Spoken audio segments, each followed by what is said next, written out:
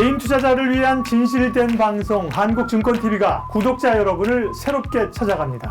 확 바뀐 한국증권TV의 다양한 콘텐츠를 직접 경험해보세요.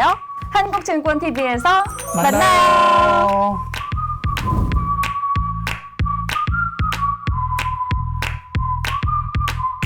오늘 반도체를 이야기하는 것은 네. 이제 뭐 당장 내일 사야 된다 이건 아닙니다만 올라갈 수 있는 여지가 충분히 가능하다는 이야기를 좀 말씀드리고 싶고, 실제 SK 하이닉스 같은 경우는 바닥권에서 거의 15% 20% 가까이 올라왔었습니다. 최근에 SK 하이닉스 차트 보시면은 굉장히 많이 올라왔다가 조금 쉬고 있거든요.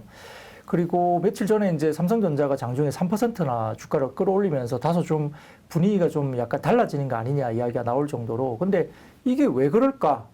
왜 삼성전자나 하이닉스가 최근에 그렇게 나쁘다고 하는데 왜 이렇게 주가들이 다시 한번 강하게 반등이 나올까라고 다소 의아하게 생각할 수 있습니다. 그리고 그런 분위기에서 이제 뭐 소부장들, 반도체 소부장들이 이제 또 많이 올랐고, DBIT 같은 경우는 최근에 저점에서 한 20% 정도 올라왔거든요.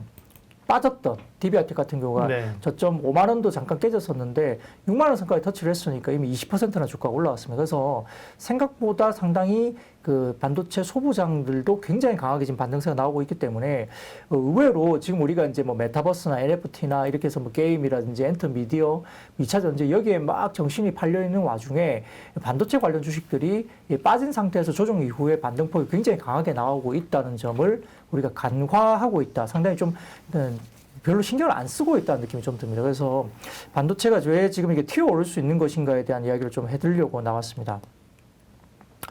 우선 이제 지금 그 디램 익스체인지가 10월달 반도체 관련된 고정 가격을 발표를 했습니다. 그래서 PC DDR4 고정 가격은 전분기 대비로 9.5% 하락했다고 나왔고, 서버 디램 모듈 같은 경우는 32GB와 64GB까지 제품이 전월 대비 4.4% 정도 하락했다. 그리고 5% 가까이 하락했다 볼 수 있겠고, 모바일 디램 같은 경우는 전분기 대비로 보합세를 기록했다면서 다소 이제 양호하다 이렇게 말씀을 했습니다만, 이렇게 동지표만 놓고 보면 PC 디램 같은 경우는 뭐 거의 급락 수준, 그리고 서버 디램은 예상치, 그리고 모바일 디램은 어느 정도 선방을 했다고 해석이 가능합니다.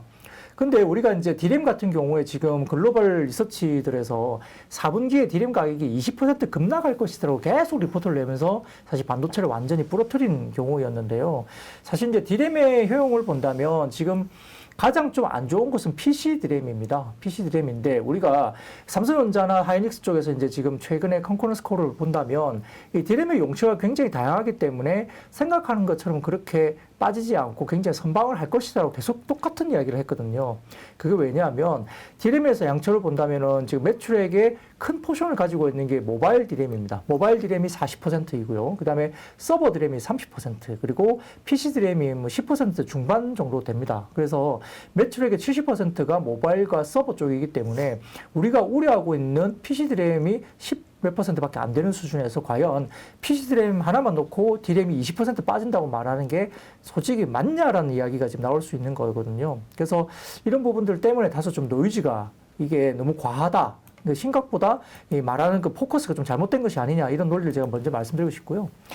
두 번째로는 그 디램 익스체인지가 발표한 수치와 그리고 실제 한국의 지금 반도체 기업들의 지표가 너무 현실적으로 현실감이 너무 없는 지표다, 이렇게 볼 수 있겠습니다. 그 말은 뭐냐면 디램 익스체인지가 이야기하고 있는 발표 수치가 국내 반도체 업체를 따져본다면 현실감이 너무, 괴리감이 너무 큰 지표로 지금 발표가 됐다라고 볼 수 있습니다. 그게 뭐냐면 지금 모바일 디램 같은 경우는 일부 제품 중심으로는 지금 로우 싱글로 오히려 모바일 디램은 국내 같은 경우 오히려 상승을 했다라고 확인되고 있고요. 가격이요? 가격이 오히려 올랐습니다. 그리고 그 서버 디램 같은 경우도 5%대로 가격이 하락한 거래소는 거의 없는 걸로 확인됩니다. 서버 디램도.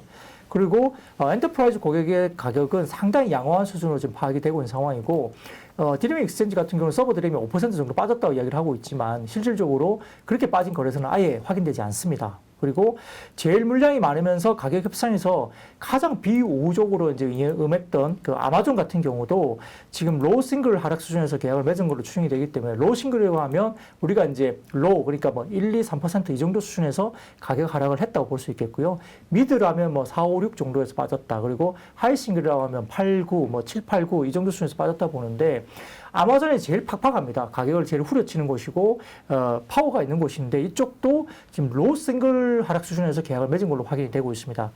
여전히 이제 북미와 중국 클라우드 회사들과 이제 서버 디램 가격 협상을 진행 중인데 중국 클라우드 회사들은 물량이 크지 않기 때문에 가격 협상력에서 그렇게 큰 힘을 발휘하지 못합니다. 따라서 서버 디램 같은 경우도 아마존 대비 주문 물량이 작기 때문에 협상은 국내 삼성전자나 SK하이닉스가 좀 더 유리한 방향으로 협상이 될 걸로 봅니다. 따라서 서버 디램 가격의 하락 수준은 로우 싱글, 그러니까 아주 미미하게 빠지고 있다는 것이죠. 그러면 이게 디램 익스체인지 같은 경우는 왜 국내 업체들이 이제 실제로 가격 이렇게 계약을 하는 것 대비 굉장히 비관적으로, 그러니까 굉장히 많이 빠지는 것처럼 가격 협상에 대한 고정 가격 거래를 발표할 수밖에 없었느냐 이렇게 이야기를 하는데 모바일 디램과 서버 디램 같은 경우는 정보 공개가 굉장히 제한적이기 때문에 디램 익스체인지가 정확하게 가격을 확보하지 못했다인 것이고요. 두 번째로 제품별로도 가격 차이가 많이 나고 있어서 디램 익스체인지의 이 가격에 대한 발표가 네. 사실 정확하지 않다. 라는 거죠. 그러니까 사장님 말은 그 반도체 가격 하락에 대한 우려가 지나치다. 네, 지나치다. 그거죠? 네. 예, 글로벌 리서치들이 너무 지나치게 나오고 있고요. 그다음에 뭐 디램 익스체인지뿐만 아니라 뭐 이렇게 다른 쪽도 굉장히 좀 심하게 이제 가격이 빠지고 있는 것처럼 이제 이렇게 발표를 하고 있는데 네. 실제 국내 업체들이 지금 실제 계약을 맺고 있는 가격은 그렇게 안 빠지고 있다는 것이고요. 그리고 이제 제가 말씀드렸던 그 특히 대만 같은 경우도 지금 그 4개의 디램 회사, 그러니까 마이크론 타이완, 그다음에 마이크론 메모리, 그다음에 난야테크, 그다음에 윈본드라는 회사가 이제 대만 4개의 디램 회사가 있는데 디램 익스체인지는 대만 회사입니다.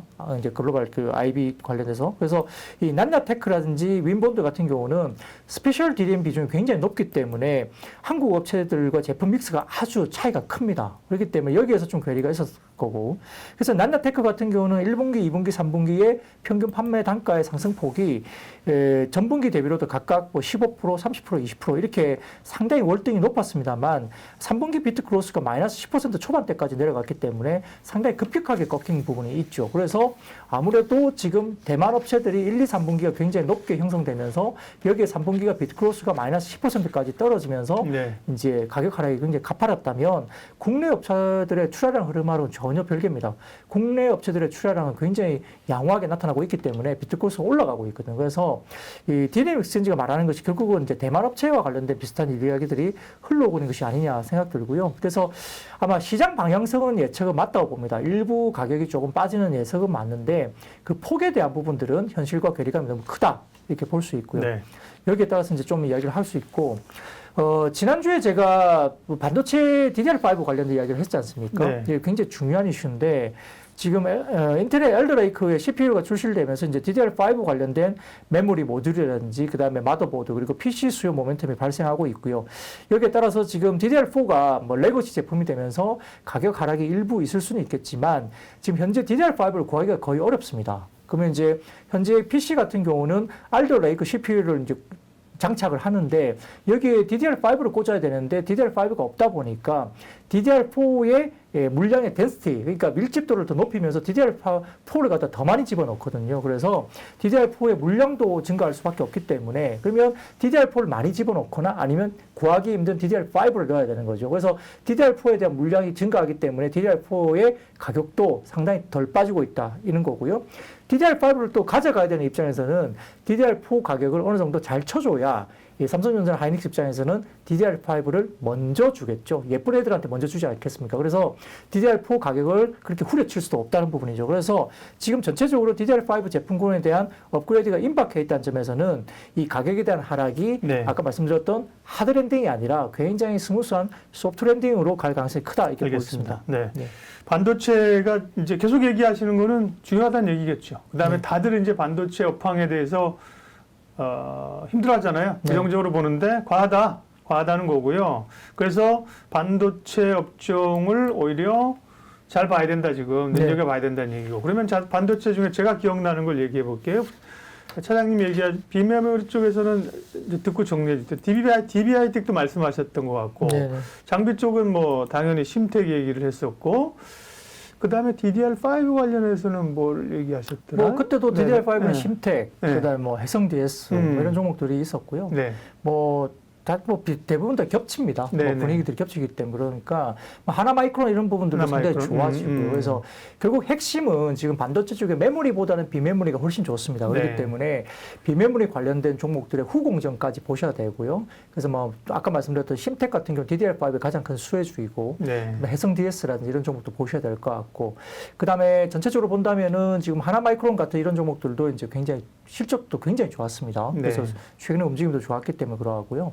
그다음에 비메모리 파운드리, 8인치 파운드리 같은 경우는 지금 제가 보기에는 DBH이텍 뭐 너무 좋습니다. 너무 좋고요. 실질적으로 DBH이텍 같은 경우는 3분기가 영업이익이 1,000억이 넘을 것으로 지금 추정이 되는데 분기 1,000억을 넘으면 사상 최대 실적입니다.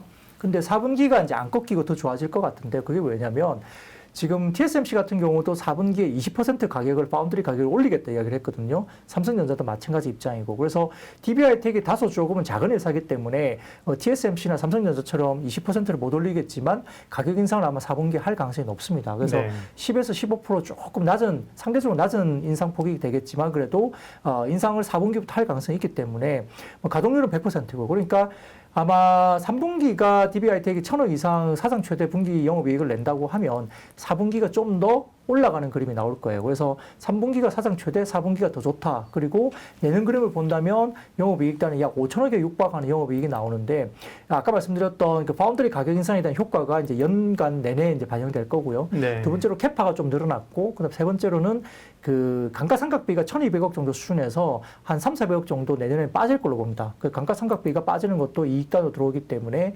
4천억대 후반에서 5천억까지 올라온다. 근데 지금 아마 시가총액이 3조도 안 될 거예요. 2조 원대 중반 정도밖에 안 될 겁니다. DBH이텍이요? 네네, 그렇습니다. 2.6조. 네. 그러니까요. 그래서 5천억 정도 내는 영업이익을 내는데 2.6조의 시가총액이라면 뭐 PR 6배 정도밖에 안 되죠. 그래서 이런 정도라면 네. 뭐 DBH이텍 같은 경우도 상당히 지금은 가격이 싸다. 근데 바닥에서 한 20% 올라왔습니다. 최근 그러게요. 조정 이후에. 네, 네. 그래서 조금 쉬어갈 수는 있겠지만 큰 조정 안 나올 것 같고 조정이 나온다면 비중을 좀 더 실어서 DBH이텍 정도는 베팅을 해도 괜찮은 종목일 것 같다. 내년까지 바라봐도 네. 좋다 말씀드리겠습니다.